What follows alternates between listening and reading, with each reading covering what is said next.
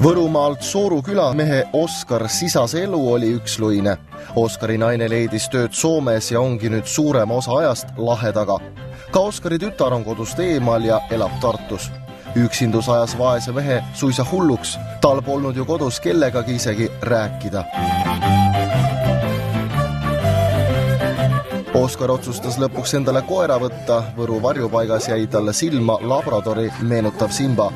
Kui nüüd luuleliseks minna, siis oli see armastus esimesest silmapilgust. Ei saa ma silmi su pealt, kõik tundub liigagi hea, sind aina hemmata võin, et nõnda jäädagi võin. Tänaseks on sellest päevast möödas juba 4 aastat. Oskar ei kujutaks oma elu ilma Simbata enam ettegi. Ühel päeval aga juhtus raske õnnetus. Naabrimees niiti seina ja Simba jooksis siis talle ühe sõnaga äkiliselt ette rootorniidukile. Ja Simba jooksis kohe siis traktori vikati ette. Ja igavene karjumine oli. Ma jooksin kohe juurde, veri lendas. Kogu Sooru küla oli koera valulist kiljumist täis. Simbast suisa purskas verd välja. Oskar oli šokis ja ei teadnud, mida teha. Õnneks oli loomatohter Martin Saavo naabertalust võtta. Pilt, mis tohtri härrale avanes, polnud just palju tõotav. Mõlemad esijalaluud, veresooned, veri, tegime esmased sidemed ja ega meil siin koha peal rohkem nagu midagi teha ei olnudki. Ilmselt paljud oleksid loomaarsti soovitusega nõustunud ja oma koera magama pannud. Mitte sellepärast, et nad ei hooliks loomast, asi lihtsalt selles, et kalli operatsiooni jaoks poleks lihtsal inimesel raha. Oskar Sisas on aga teisest puust mees. Ta ei kavatsenudki Simbast loobuda.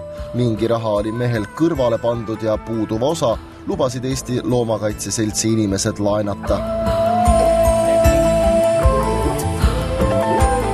Vigastatud Simba toimetati Tartu Maaülikooli kliinikusse. Arstid vaatasid koera hoolikalt üle ja tegid röntgeni. Nüüd sai selgeks, et ilmselt läheb Simba ravi Oskari jaoks ikka väga-väga kalliks. Oskar jäi aga endale kindlaks ja nõustus kuluka operatsiooniga. Ja kõik ütlesid mulle, et ma olen hull. Sellise raha paneb magama. Et jumal, kui mul oleks 2000 läinud, siis ma oleks pannud püssipaukna.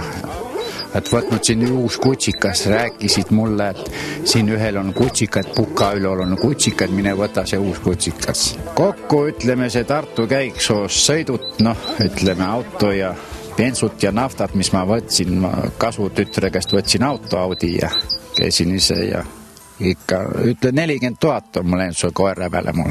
Oi kurja, kahju ei ole rahast või? Ei ole, enam ei ole kahju. Ja kui see meeldib sul, sa öelda võiksid, et olen ainus sul, võid mulle loota. Hoolin sinust ma nii. Tänaseks on tollased vaevad unustatud ja Simba on terve. Veidike küll lonkab, aga tatsab juba uljalt ringi. Kuigi Oskari rahakott on õhem kui kunagi varem, on ta siiski üliõnnelik. Loomaarstide kohta jagub tal vaid häid sõnu. Algul küll usku ei olnud, siis kui 8 päeva oli seal haiglas ära ülikooli kliinikus. Ja siis oli kohutav pilt, jäi küll need, et sai see loll tööd, kas sellest asja saab. Et arstid tegid kulda väärt tööd. Ja. Tänu Rainer Heimule, ortopeedile. On Rainer siis hea arst? Tuleb välja on, jah. Et muidu arste on üksjagu kirutud, aga sinul on ainult head sõnad varuks nende jaoks. Head sõnad, jah, tänu, suur tänu ortopeed Rainer Heimule. Mida aga teha siis, kui teil peaks selline õnnetus oma lemmikuga juhtuma? Eestis lemmikloomade haigekassat pole. Ka loomakaitsjatelt ei pruugi alati laenu saada, sest annetused on vähenenud, rahakest napib neil omalgi. Kas tõesti tuleb siis oma pereliige lihtsalt rahapuuduselt teise ilma saata? Mürgisüsti tegemisega ei tasuks kiirustada. Paljud eestimaalased pole ehk kuulnudki, aga tegelikult on võimalik lemmikloomasid nii õnnetuste kui ka haiguste vastu ära kindlustada. Eeskätt pakutakse koerte ja kasside kindlustamise võimalust, et niisugused eksootilisemaid loomi hetkel veel eriti ei kindlustata. Eeldame, et koer või kass omaks mikrokiipi või tätoveeringut ja see ongi nagu põhinõue tegelikult, et saab kindlustada nii tõukoeri ja tõukasse kui ka ilma tõuta, siis nii-öelda segaverelisi. Mille vastu siis saab kindlustada, et ma saan aru, et tervislikud rikked, operatsioonid, kallid, nüüd ka liiklusõnnetused, kas ka kahjukannatajatele, näiteks kui kahjukannatajaks on autojuht, kes oma autosodiks sõidab ning kellegi koera pärast, kas ka selle autokahjud hüvitatakse? Jah, lisaks veterinaarkuludele on ka koera või kassi omanikus vastutuskindlustus loomulikult üks osa ja täpselt selle autoõnnetuse näite puhul täpselt selle autole tekkinud kahjud hüvitataksegi siis selle vastutuskindlustuse alt. Kui palju on kuumakse, millega peab inimene arvestama? Hinnad algavad 25 kroonist kuus, millega saab siis niisuguse koerale kõige elementaarsema siis hukkumise, kadumise, varguse kaitse. Kui nüüd võtta sisse veterinaarkulude hüvitamise kaitse, siis on see kuumakse, seal algab umbes 80-90 kroonist. Ja kui nüüd võtta see kõige laiem pakett, kus on sees juba koeraomaniku vastutuskindlustus, reisitõrke kaitse ja muid huvitavad kaitsed, siis seal me räägime umbes 120-130 krooni kuus. Pahatihti kahjuks on niimoodi, et ennem võib Neitsi-Maarja sängi saada kui kindlustusest raha kätte, et kas see ei ole äkki see moment, kus te saate puiklema hakata ja mitte maksma hakata?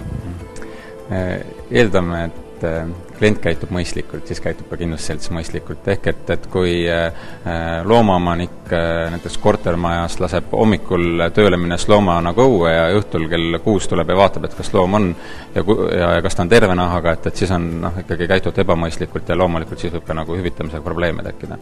Kui aga lihtsalt minna jalutama ilusti enda jalutusrihma otsas või siis vastavast siis koerte jalutusplatsil, seal võib ta olla loomulikult ilma jalutusrihmata, et siis on nagu ju klient käitunud mõistlikult ja siis loomulikult ei ole ka probleeme hüvitise maksmisel.